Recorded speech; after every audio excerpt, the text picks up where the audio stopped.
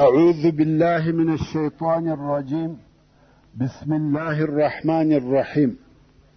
إن الحمد لله نحمده ونستعينه ونستغفره ونعوذ بالله من شرور أنفسنا وسيئات أعمالنا.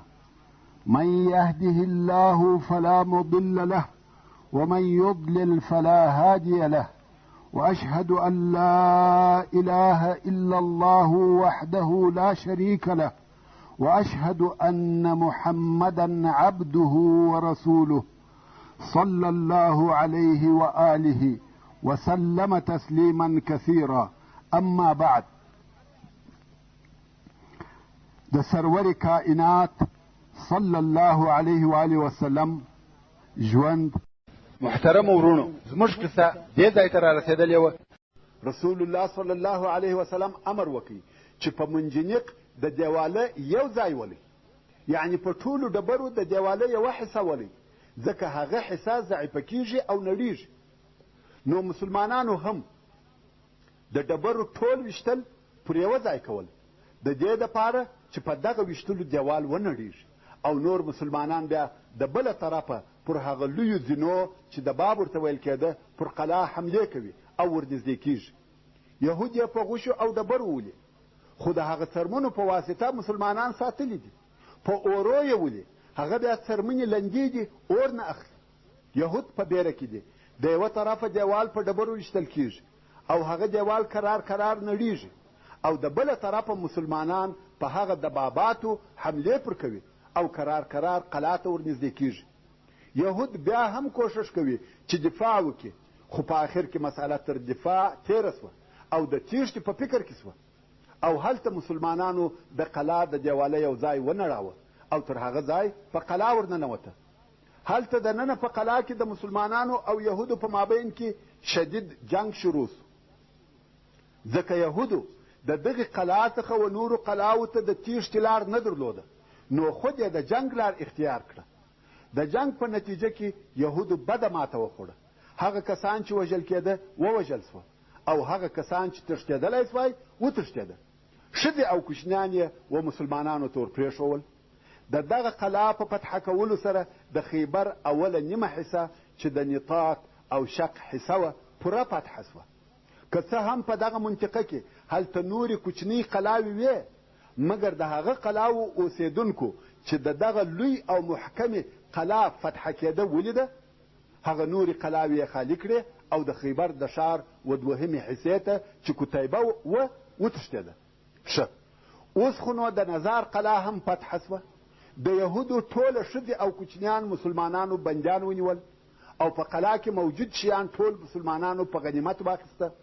هغه نر یهود چې وتښتېده اکثره یې د کتیبه و منطقې ته ولاړه. دلته نو رسول الله صلی الله علیه وسلم وفرمایل دا د خیبر د قلاو څخه آخري قلا ده چې جنگ پکښې وسو، یعنی پس له دې څخه یهود جنگ نه کوي.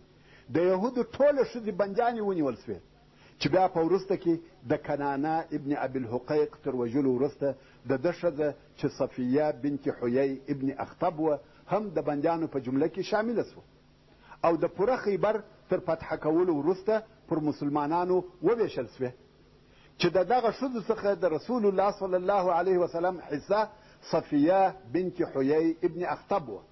هغه حیی ابن اخطب چې په بني قریظه کې حلال کړه سو، او قصه مو د مخه درته بیان کړې ده. دغه صفیه د کنانه ابن ابي الحقیق ښځه وه چې د خیبر پاچا و، او هغه هم په وروسته کې ووژل سو او ښځه یې بندي ونیول سو. مګر د مخه تر دې چې د یهودو ښځې پر مسلمانانو وویشل سي، دحیة الکلبي رضی الله تعالی عنه و رسول الله صلی الله علیه و آله وسلم ته ورغلی، ویل یا رسول الله د بندیانو ښځو څخه یوه منځه ماته راکړه. رسول الله صلی الله علیه وسلم ورته وویل ورسه یوه واخله.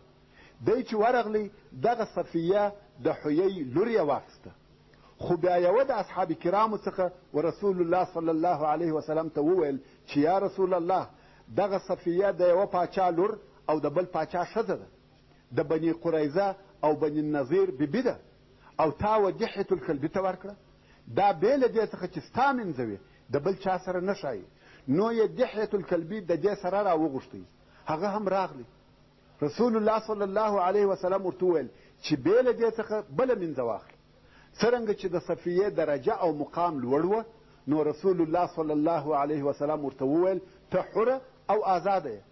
او دې فورا وویل اشهد ان لا اله الا الله وانک رسول الله. رسول الله صلی الله علیه وسلم په تعجب کې سو چې څنګه ژر اسلام قبول کړي، د یهودو څخه اول نفر دی چې مسلمانېږي. نو ویل څنګه ژر مسلمانه سوې؟ دې رضی الله تعالی عنها ویل کم وخت چې تا مدینې منورې ته هجرت وکړي، نو زما پلار حیی ابن اخطب او زما اکا ابو یاسر ابن اخطب در ووتل چې تا وویني. ورونو دغه قصه مې د هجرت په شروع کې مفصله درته بیان کړې ده، انشاء الله په یاد کې به مو پاته وي. نو ویل زما پلار او زما اکا ستا د لیدلو دپاره در ووتل. کم وخت چې بیرته کور ته راغله او زه کوچنی وم، خو د دوی خبرې مې اورېدې. نو مې پلار زما د اکا څخه پوښتنه وکړه چې آیا هغه دی؟ اکا مې ویل هو. بیا مې پلار ورته ویل دا هغه نبي دی چې زموږ سره په تورات کې بیان شته؟ اکا مې ویل هو.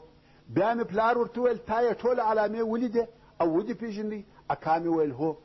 د یهودو په رب قسم چې هغه نبي دی. پلار مې ورته ویل نو څه نیت دی؟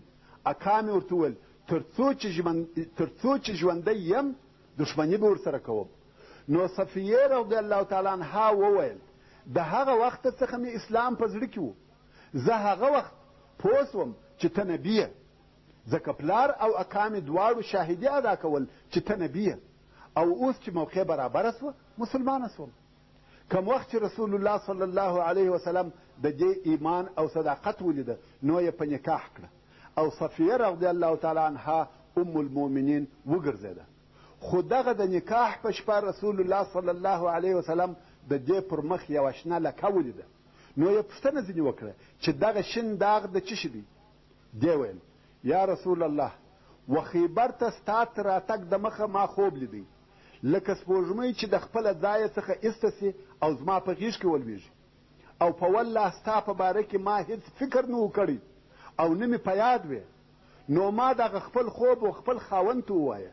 هغه پر مخ ټینګه چپلاخه راسره کړه او ویل ته هغه پاچا غواړې چې په مدینه کې دی؟ دا د هغې چپلاخې داغ او لکه ده. خیر رسول الله صلی الله علیه وسلم دا په نکاح کړه او ام المؤمنین وګرځېده. مګر د رسول الله صلی الله علیه وسلم نورو ازواجو مطهراتو چې د دې درجه او مقام جمال او کمال لیده، نو بیا کله کله په خبرو ظاهرول. کم وخت چې بیا غوښته چې ودې رضی الله تعالی عنها ته تکلیف ورکړي، نو بیا ورنارې کړه یا بنت یهودي، یعنی ای د یهودي لورې. سبحان الله، دا د بونو طبیعت دی، بلکې د بشر طبیعت دی او بشر عاجزه دی. نو صفیه رضی الله عنها به ژړل.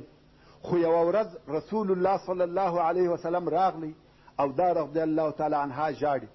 رسول الله صلی الله علیه و آله وسلم پوښتنه ځینې وکړه چې ولې ژاړې؟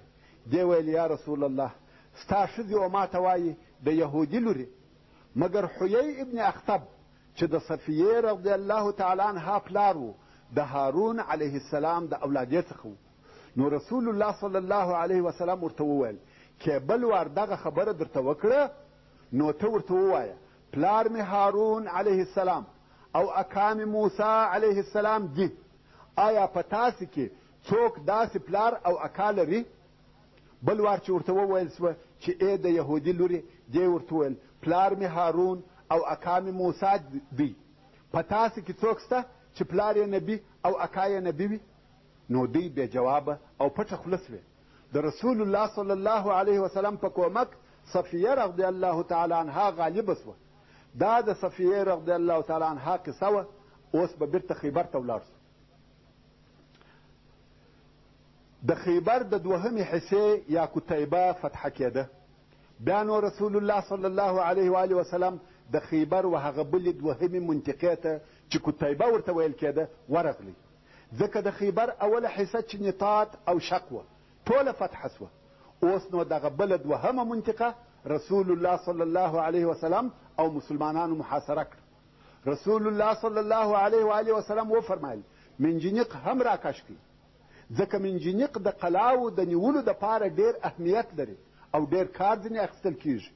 اوس نو دغه ټوله مسافه منجنیق کشول کېږي. مسلمان ورونو، دغه یوه شي ته ډېر متوجه سئ. په عربي کې مثل دی وایي الحکمة ضالة المؤمن. حکمت د مسلمان ورک سوی شی دی. هر چیرې چې پیدا کړي منګولې پورې نیسي. هر چیرې چې فن او حکمت پیدا سي مسلمان هغه اول حقداره او د دې مستحق دی چې کار ځینې واخلي او د خپل ځان په فایده یې استعمال کړي. عربو منجنیق نه پیژندی، خو کم وخت چې په لاس ورغلی فورا یې د هغه په استعمالولو شروع وکړه. نو په هر شي کې چې د مسلمانانو فایده وي هغه باید استعمال سي. حتی د هغه په استعمالولو کې ځنډ او تاخیر هم باید ونسي. نن ورځ هم طب او تخنیک زده کوي، ساینس او تکنالوژي زده کوي او د اسلام د لوړوالي او ترقۍ دپاره یې استعمال کوي. څو تر څو به مو مشین آلات او دواوې د کفري ملکو څخه راځي. څو تر څو به د تعلیم او علاج دپاره و کفري ملکو ته سفرونه کوو. الله ته وګورئ، که د کفارو تقلید کوئ په موډ او پیشن کې یې مه کوئ. په بد اخلاقي او عیاشي کې یې تقلید مه کوئ. د حجاب په غورځولو او په بېسترۍ کې یې تقلید مه کوئ. په علم او تخنیک کې ځانونه پسې ورسوئ، بلکې باید تر هغو د مخه سئ. لکه څرنګه چې د اسلام په اولو قرنو کې هم داسې وه. یهود او نصاراو اسلامي ملکو ته د زده کړې او تعلیم دپاره سفرونه کول، خو په کراره یې زموږ د غفلت څخه ګټه اخیسته. په موږ کې فسق او فساد نشر کړي، د دین څخه یې لرې کړو، په فحشا یې مشغوله کړو. پوهه او تعلیم دوی راڅخه یوړه او په نتیجه کې یې استعمار راباندې شروع کړي. اوس هم فرصه او موقع سته. د غفلت د خوبه راویښ سئ، د خپلو نوي نسلو و اصلاح کولو ته متوجه سئ. د تاریخ د بدنامیو او الهي عذابو څخه وبېرېږئ. نو مسلمانانو د خیبر و هغه بلې حصې ته منجنیق وروستی او د یهودو قلا یې محاصره کړه. خو یهود یې د قلا څخه په غوښې ولي او د قلا څخه نه راوځي. رسول الله صلی الله علیه وسلم هغه غنیمتونه ویشل چې د نظار د قلا څخه مسلمانانو ته په لاس ورغلي وه. په دغه وخت کې یو صحرایي عرب و رسول الله صلی الله علیه وسلم ته راغلی او مسلمان سو. رسول الله صلی الله علیه وسلم امر وکړي چې وده ته هم په دغه غنیمتو کې حصه ورکړي. نو خود مسلمانانو یو څه مال ورکړي. صحرایي ویل دا څه شي دی چې ماته مو راکړه؟ رسول الله صلی الله علیه وسلم ویل دا ستا حصه ده. صحرایي ویل ما د دغه مال دپاره ستا متابعت نه دی کړی، یعنی زه د غنیمتو دپاره نه یم مسلمان سوی، بلکې ما د دې دپاره ستا متابعت کړی دی چې پر دغه ځای په غشي وویشتل سم. په ګوته یې و خپلې غاړې ته اشاره وکړه او د دغې لارې و جنت ته داخل سم. رسول الله صلی الله علیه وسلم وفرمایل که ته د الله جل جلاله سره صادق وې هغه ستا تصدیق کوي.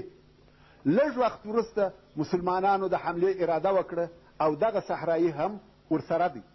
هلته بیا د یهودو د طرفه غش ویشتل شروع سوه او دغه صحرایي پر هغه ځای وویشتل سو کم چې ده په ګوته اشاره ورته کړې وه. د الله جل جلاله قدرت دی.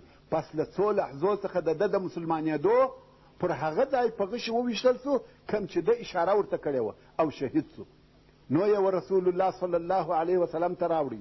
رسول الله صلی الله علیه وسلم وفرمایل آیا هغه نفر دی؟ دا په خپله هغه سړی دی؟ ویل هو. رسول الله صلی الله علیه وسلم و هغه ځای ته وکتل چې دغه صحرایي اشاره ورته کړې وه. په خپله په هغه ځای کې غشی بند و.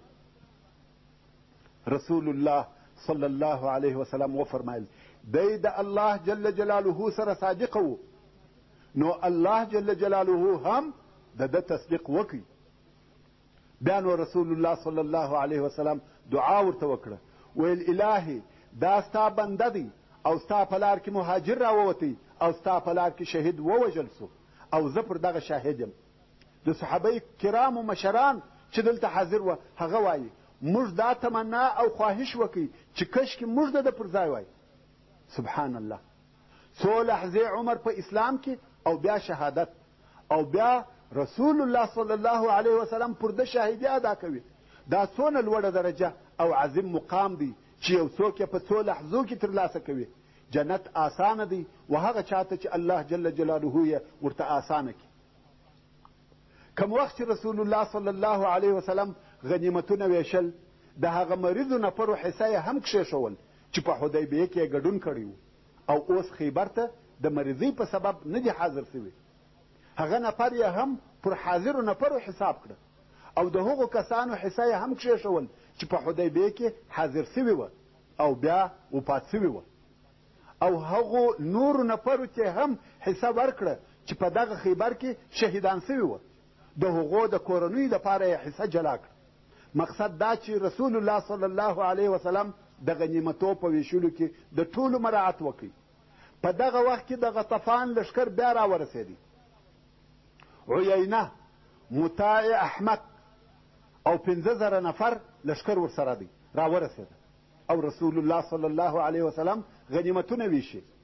عیینه اجازه وغوښته چې د رسول الله صلی الله علیه وسلم سره وګوري. اجازه ورکول سوه. عیینه چې د غنیمتو ویشل ولیده پوه سو چې د خیبر خبره خلاصه سوه. نو یې رسول الله صلی الله علیه و آله وسلم ته وویل یا محمد صلی الله علیه وسلم ما ته هم د دغه مکافات راکه چې د یهودو ملګرتیا مې پرېښول او زه ولاړم. نو ما ته هم د دغه غنیمتو څخه یو څه راکه. رسول الله صلی الله علیه وسلم ورته وویل یا عیینه تا یهود د هغه نارې په سبب پرېښول هغه چې یوه نفر نارې کړه چې د خپل قوم ساتنه وکړي. عیینه پوه سو چې رسول الله صلی الله علیه وسلم په قصه خبر دی. د مخه د ده دا خیال نه و چې رسول الله صلی الله علیه و آله وسلم دې زموږ د بیرته تلو په سبب خبر وي. بیا یې ویل یا محمد صلی الله علیه وسلم خیر دی ته کریم یې سخي او جواد یې بیا هم یو شی راکړه. رسول الله صلی الله علیه وسلم وفرمایل ذو رقبه یې ستا. عیینه ویل مقصد دې څه دی؟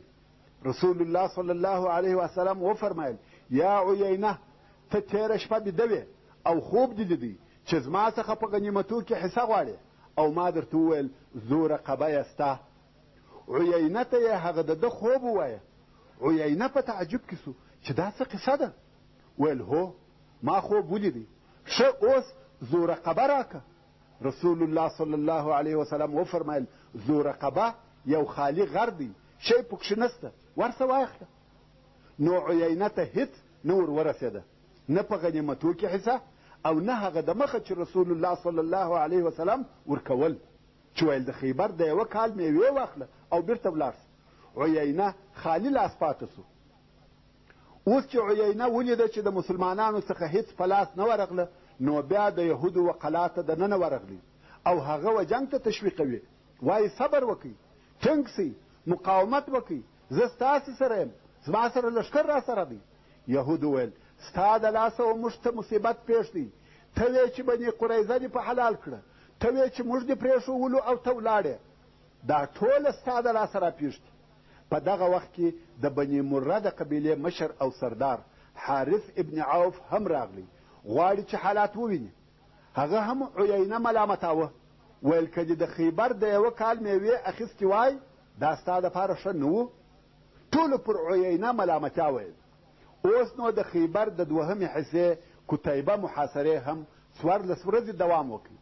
یهود هېڅ د قلاو څخه نه راوځي. په دغه 14مه یا آخري ورځ رسول الله صلی الله علیه وسلم د دې اراده وکړه چې و دوی ته هم منجنیق ودروي. د خیبر پاچا کنانه ابن ابي الحقیق چې زړه د بیرې ډک و یوازې دی نه بلکې ټول یهود په بیره او وارخطایي کې وه. دوی دننه په قلاو کې دي او قلاوې هم محکمه او مضبوطه قلاوې دي چې څوک نسي ورتلای. بیا هم بیره او وارخطایي پر غالبه وه. نو دغه کنانه ابن ابي الحقیق د خیبر پاچا د ده څخه لیندۍ وه هغه چې غشی په ویشتل کېږي. ورونو غشي او لیندۍ درې شی دي. لیندۍ هغه کوږ نیم دایري لرګی دی چې دوه سره یې په یوه تناو تړلي دي چې دا لیندۍ سو. او یو تناو دی چې د لیندۍ په دوو سرو پورې تړل کېږي او یو هم غشی دی چې په تناو کې ایښول کېږي. نو اوس کنانه د یهودو پاچا غواړي چې دغه تناو په لیندۍ پورې وتړي. هغه یې د لیندۍ په یوه سر پورې تړلی دی او غواړي چې د تناو دغه بل سر په لیندۍ پورې وتړي، مګر د ډېرې بیرې څخه رېږدي او تناو نسي تړلی. دا یې د پاچا حال و چې د بیرې او رېږدېدو په سبب تناو په لیندۍ پورې نسي تړلی، جنګ به څنګه کوي؟ نو یې د تسلیمېدو نیت وکړي او د دغه کار دپاره یې د یهودو نور مشران راوغوښته چې مشوره ورسره وکړي. مشران راغله، ده ویل د مسلمانانو سره به صلح وکړو، هغو هم قبوله کړه.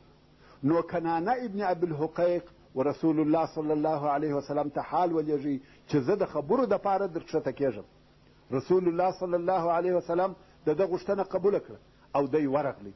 اوس پر صلح خبرې ورسره کوي. یهود غواړي چې د خپل تسلیمېدو دپاره شرطونه کښېږدي، د ځان دپاره امتیازات غواړي. رسول الله صلی الله علیه وسلم نه شرطونه قبلوي نه امتیازات ورکوي. بیا یې ویل جزیه به درکوو. رسول الله صلی الله علیه وسلم ویل اوس چې جنگ وسو د جزیې خبرې نسته، جزیه د مخه تر جنگ وه، اوس صلح ده او پر هر شي چې اتفاق در سره کوم هغه زما اختیار دی. خبرې ډېرې وسوې خو په آخر کې و اتفاق ته ورسېده چې هغه داسې و. اول، هر هغه څوک چې په قلاوو کې دي هغه به نه وژل کېږي او د هغو اولادونه به ورکول کېږي. دوهم، یهود به ټوله د خپلو اولادو سره د خیبره څخه وځي. دریم، خپله اسلحه او مالونه به ټول پرېږدي، خاصتا سره او سپین زر به ټول پرېږدي، چې دغه شرط د یهودو دپاره تر ټولو شرطو سخت او مشکل و چې سره او سپین زر به هېڅ نه وړي، یعنې بې له اسلحې او زرو څخه کوم شی چې ورسره وړلی سي یودي سي. چې د صلح د شرطو خلاصه داسې ده: د خیبر ټول یهود به خیبر پرېږدي، حتی په جزیرة العرب کې به نه اوسېږي بلکې شام ته به فراره کېږي، زر او اسلحه به نه وړي او د دې په مقابل کې به رسول الله صلی الله علیه وسلم څوک نه وژني او اولادونه به ور ایله کوي. خو دغه یو بل شرط یې هم پر یهودو کښېښاوه چې د خپلو خزانو څخه به هیڅ شی نه پټوي، یعنې داسې نه چې سپین او سره زر پټ کړي بلکې ښکاره کوي به. او که بیا چیرې د سرو یا سپینو زرو یوه ټوټه پیدا سي بیا نو هیڅ اتفاق نسته، یعنې یهود ټول وژل کېږي، نقد مال به نه پټوي. رسول الله صلی الله علیه وسلم دغه شدید شرط په دې سبب پر یهودو کښېښوی چې یهود سره او سپین زر پټ نه کړي، ځکه ممکنه وه چې یهود زر پټ کړي او د رسول الله صلی الله علیه وسلم دا اراده وه چې یهود باید خپله دارایي ټوله تسلیم کړي. اوس نو یهودو قلاوې خلاصې کړې، اسلحې یې تسلیم کړې، سره او سپین زر یې تسلیم کړه او ځانونه د فراره کېدو دپاره تیاروي. کوم شیان چې مسلمانانو په دغه قلاوو کې په غنیمت واخیسته هغه زر نیزې، 400 تورې، 500 لیندۍ او ټول هغه غشي چې موجود وه، دا بې له سرو او سپینو زرو او 40 زره د خرما یا کجور درختې. دا ټول شیان یوازې د کتیبه څخه وه، دا بې له هغه شیانو څخه وه چې مسلمانانو په نطاط او شک کې اخیستې وه. دغه مالو ته فکر وکړه چې مسلمانانو ته په خیبر کې ورورسېده. پر دې ټولو سربیره چې د خیبر په قلاو کې مسلمانانو ته په لاس ورغله یو هم د تورات ډېرې پخوانۍ نسخې وې، مګر یهودو و رسول الله صلی الله علیه وسلم ته وویل: یا محمد صلی الله علیه وسلم، دا زموږ مقدس کتابونه دي، دا بیرته موږ ته راکړه. که څه هم د رسول الله صلی الله علیه و آله وسلم په وسه پوره وه چې دغه کتابونه څیرې کړي یا یې وسوځي، ځکه دغه کتابونه تر صلح د مخه د خیبر په اولو قلاو کې په لاس ورغلي وه. وصلى الله تعالى على خير خلقه محمد وآله وأصحابه وأهل بيته أجمعين. والسلام عليكم ورحمة الله وبركاته.